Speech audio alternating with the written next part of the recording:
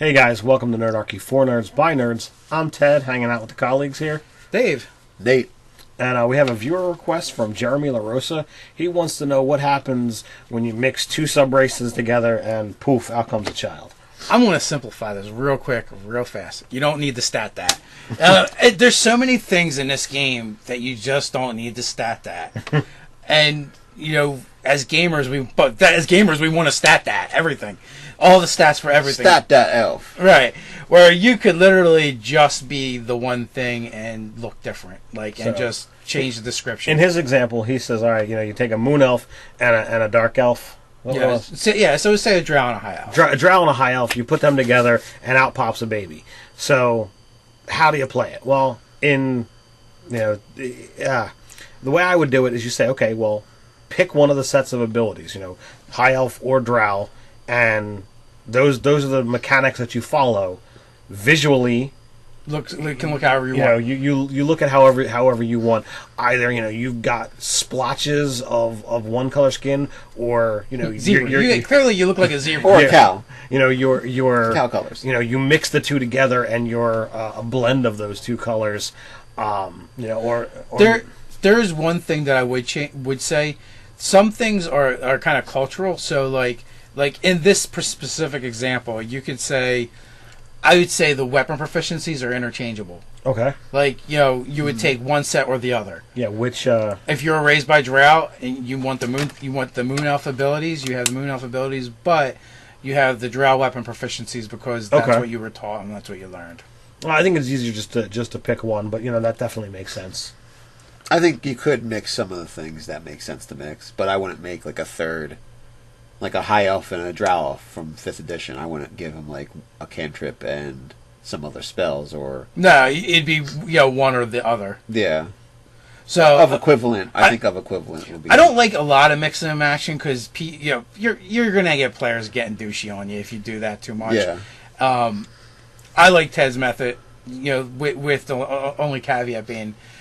Elves is the easiest. Switch out the weapon proficiency if you want to, because there's nothing really to figure out with that. It's just like one or the other thing, or if you want, or even like a lot of it it's DM fiat. So say you decide you're going to go with the high elf stats, right? But you take the drow dark vision, but that also gives you daylight susceptibility. Absolutely, it's not a workaround. Mm-hmm. So that's like the only change, or maybe you're the drow high elf, and again you go, okay, I'm going to go with all the high elf abilities, but I switch out that one thing, so it's not really a big deal. But I guess like the dwarf's gonna be the same thing. What happens if you have a hill dwarf and a mountain dwarf? Well, pick one. Yeah, like you might want to describe them a little bit different, but but the mixing and matching of abilities, could definitely create some imbalances, and you just don't really. If you're going for, I'm trying to have a cool background and I want a unique character, then the mechanics don't really matter. Right? No, they really don't. If you're trying to, get one over on the actual mechanics, well, then your DM needs to step in with that hammer. And hit you hard. Boom! I like making, unique and interesting characters. But I don't tend to do, well, let me mix up races and try and do this and do that. You can just say, oh, well, this is what the guy looks like. And this is the first edition of D&D where they have allowed you to just say, well, you look different, and that doesn't mean anything. And that's one of the things, like we've talked about Mutants and Masterminds before, where visually something, looks different. It doesn't mean anything. Right. It's the mechanics don't change. Right. It's just how you describe it, descriptors. The specific example, if you look in the player's handbook under weapons, it says, well, in your game you might have a different set of weapon types here and there, or different monk weapons here and there. Just find something similar and just use those stats. Right, nunchucks. It's a club with a piece of rope between the two pieces. We like to overcomplicate things, and at the end of the day, it's just a game. Like, when you bring too much real world life stuff into it, it's just like it bogs the game down. It doesn't add anything of value, in my opinion. I'm not big for simulationists type games. Well, and that's the thing.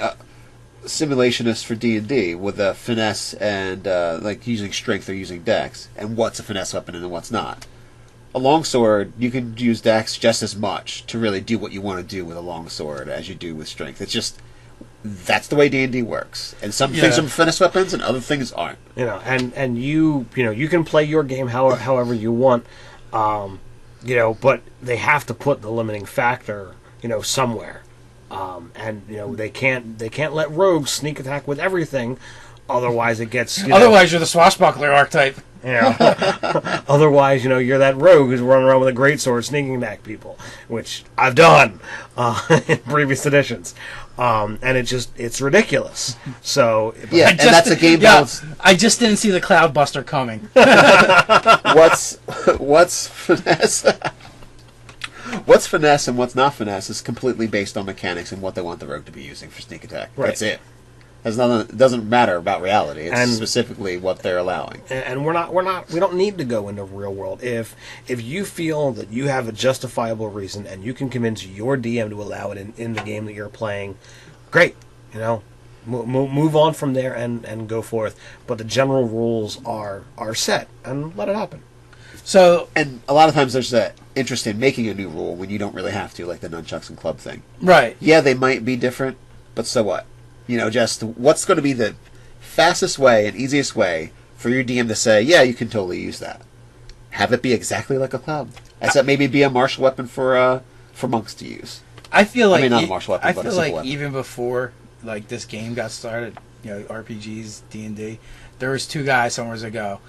If a hobbit and if a hobbit daddy and a mommy elf meet and they really love each other very much and they have a baby, what would it be like? So I feel like this is like the age-old thing that's been going on. Children of the Forest. What's that? Children of the Forest. Yeah, it's a health. A health. So you get into the game mechanics, right? And then someone wants to know, well, what's a halfling? What's a half halfling, half elf like? And how do you stat that? And you could even just use one set or the other, but when you do something like that, it gets a little weird.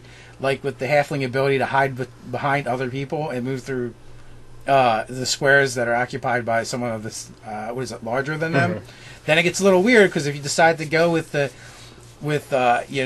specific example, and it's but you're more elf sized. You're medium. Than halfling size. You can't really use those abilities because they don't make sense anymore. Right.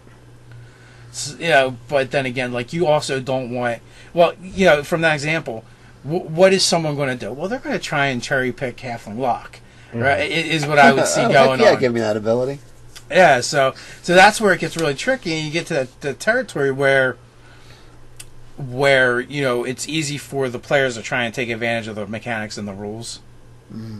So that's where you have to go. The only way to really figure out everything is if Watts or us were to look at every single race and give everything a point value and do a point by racial situation, and that's just too much work. And it doesn't work. And it's very arbitrary the way they built things. It looks like it's 5th edition is by far.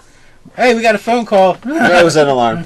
It's the we gotta go alarm. But 5th edition is very much more art than science. Mm-hmm. And if you look at it, the common races they're stacked. are higher valued with stuff. They get more things. The uncommon races have less. The custom races that I do tend to even have less than that because I don't want to make them overpowered. I don't want to make them unbalanced. And it's done on purpose. I want people to play the races that I come up with as because they're cool or because they're unique, not because they get something cool. Have this awesome power. Right. Well, and then the other end of that is if you play something for a while and you find it is really underpowered, it's always easier to add things than take them away. Right. Because your players are always going to get butthurt if you start taking things away from them. Mm-hmm. But if you give them something extra, they're going to be ecstatic. So it's no big deal. You can have an extra stat point or an extra skill or some kind of tool proficiency. Sweet. But anyway, you guys can let us know what you think in the comments below. While you're at it, like, subscribe, and share. You can follow us on Twitter, can also join the conversation over on Reddit. So until next time, stay nerdy.